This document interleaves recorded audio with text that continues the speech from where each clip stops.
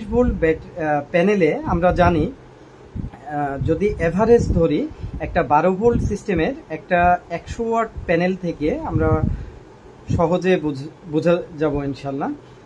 100 watt একটা panel থেকে আমরা মোটামুটি দুপুরের কড়া রোদে 4 অ্যাম্পিয়ার মতো পেয়ে থাকি। এটা একটু কম বেশি হতে পারে, আমরা উদাহরণের সুবিধার্থে ধরে নেই 4 অ্যাম্পিয়ার মতো পেয়ে থাকি।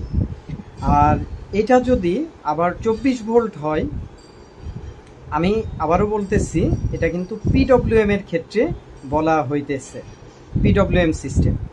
তো আমাদের মার্কেটের অনেক ধরনের সিস্টেম আছে পিডব্লিউএম সিস্টেম, সেটা দেশি ইন্ডিয়ান, অনেক ইন্ডিয়ান আইপিএস এ সোলার পিসিইউ বিক্রেতারা বিক্রি করতেছেন, যেটাতে 24 ভোল্টও প্যানেল সাপোর্ট থাকে, 12 ভোল্টও প্যানেল সাপোর্ট থাকে।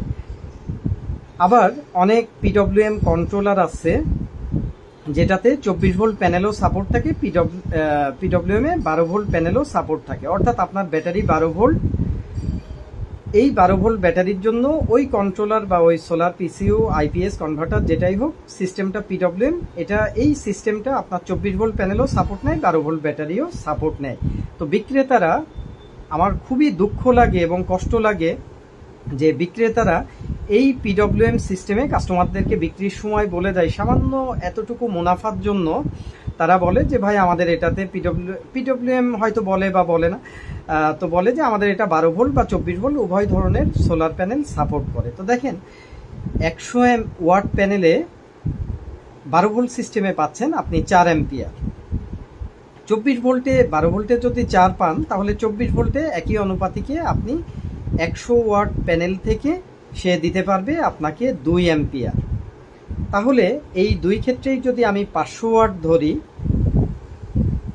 যত ওয়াটই হোক সেই অনুযায়ী, অর্থাৎ 500 ওয়াটে 100 ওয়াটে 2 অ্যাম্পিয়ার, 500 ওয়াটে 5 দুগুণী সর্বোচ্চ মোটামুটি 10 অ্যাম্পিয়ারের আশপাশে আপনি পাবেন।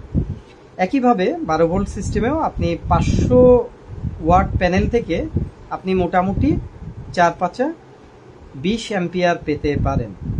এখন আসেন, আমরা জানি প্যানেলের থেকে ব্যাটারিতে পিডব্লিউএম এর মাধ্যমে যে চার্জটা আসবে, এটার ক্ষমতা হবে ব্যাটারি ভোল্টেজ ইন্টু আপনার চার্জিং অ্যাম্পিয়ার। তো ব্যাটারি ভোল্টেজ যদি ওই মুহূর্তে একটা 12 ভোল্টের ব্যাটারি 12 ভোল্টেজ হয়, তাহলে 12 ভোল্টেজ ইন্টু আপনার 10 অ্যাম্পিয়ার, তাহলে কত হলো? 120 ওয়াট। কি অবিশ্বাস্য মনে হচ্ছে? এটাই কিন্তু আসলে সত্য। আপনি আপনার অনেক শখের একটা সিস্টেম কিনতেছেন, আপনার অনেক কষ্টের জমানো টাকা থেকে আপনি টাকা খরচ করলেন ঠিকই 500 ওয়াট, অথচ আপনি পাচ্ছেন এখানে 120 ওয়াট। এটা যদি খুব বেশিও হয় 150 ওয়াট আপনি পেতে পারেন পিডব্লিউএম এর মাধ্যমে, অথচ আপনি প্যানেল কিনলেন কিন্তু 500 ওয়াট। এখন আসেন পিডব্লিউএম এর ক্ষেত্রে 12 ভোল্ট সিস্টেম থেকে আপনি কতটুকু পেতে পারেন। এখানে পাচ্ছেন কত? 20 অ্যাম্পিয়ার। ব্যাটারি ভোল্টেজ আছে কত? 12 ভোল্টেজ ইন্টু 20 অ্যাম্পিয়ার। তাহলে এখান থেকে আপনি কত পাচ্ছেন? 240 ওয়াট 500 ওয়াট প্যানেল থেকে। তাহলে দেখেন এটার থেকে কিন্তু এটা ডাবল পরিমাণ। তাহলে আপনি কিন্তু এখানে প্রায় ডাবল প্রতারিত হচ্ছেন বা দ্বিগুণ অর্থ খরচ করছেন, অর্থের অপচয় করতেছেন। তো এখন তাহলে আপনারা জিজ্ঞাসা করতে পারেন, ভাই এখন তো 24 ভোল্টের সোলার প্যানেল বেশি চলতেছে, এটার দাম কম, এটার কিছু এফিসিয়েন্সিও বেশি পাওয়া যায়, তাহলে কি আমরা 24 ভোল্ট প্যানেল কিনবো না? আমরা কি 24 ভোল্ট প্যানেল কিনবো না? হ্যাঁ, অবশ্যই কিনতে পারেন, কিন্তু সেটার জন্য আলাদা আপনাকে প্ল্যানিং করে এটা কিনতে হবে। এটা কোন ক্ষেত্রে আপনি কিনতে পারেন? যদি আপনার সিস্টেম ব্যাটারি 24 ভোল্টেজের হয়, অর্থাৎ আপনার আইপিএসটা 24 ভোল্ট, অথবা আপনার সোলার পিসিও আইপিএস বা কনভার্টারের সাথে আপনি যেটা চালাইতেছেন এটা 24 ভোল্ট। যেহেতু আমাদের দেশের বেশিরভাগ 90% প্লাস মানুষই 12 ভোল্ট সিস্টেমের ব্যাটারি ইউজ করে, তো 12 ভোল্টের ক্ষেত্রে এইভাবে আপনি বড় আকারে প্রতারিত হচ্ছেন। তাহলে কোন কোন ক্ষেত্রে ইউজ করা যাবে? যদি আপনার সিস্টেম ব্যাটারি 24 ভোল্টের হয়, সেই ক্ষেত্রে আপনি মোটামুটি এখান থেকে একটা ভালো এফিসিয়েন্সি পেতে পারেন। দ্বিতীয় আরেকটা যে উপায় আছে, আপনাকে অবশ্যই এমপিপিটি কন্ট্রোলার ইউজ করতে হবে। আচ্ছা, এমপিপিটি কন্ট্রোলার এবং কনভার্টার, এখানেও আবার একটা ব্যাপারে আপনারা ঠকে যাচ্ছেন। এটা নিয়ে আমি দ্বিতীয় আর একটা ভিডিও তৈরি করব। তবে মনে রাখবেন, আপনারা যদি আইপিএস এর সাথে চালান সেক্ষেত্রে অবশ্যই আপনাকে এমপিপিটি কনভার্টার কিনতে হবে। কন্ট্রোলার কিনলেও আপনি ঠকে যাবেন আইপিএস এর সাথে চালানোর জন্য। আর যদি আপনি ডিসি লোড সিস্টেম চালান সেই ক্ষেত্রে আপনি এমপিপিটি কন্ট্রোলার দিয়ে হতে পারে। কিন্তু মনে রাখবেন, ভবিষ্যতে আপনাকে কিন্তু আইপিএস বা ইনভার্টারের সহযোগিতা নিতেই হবে।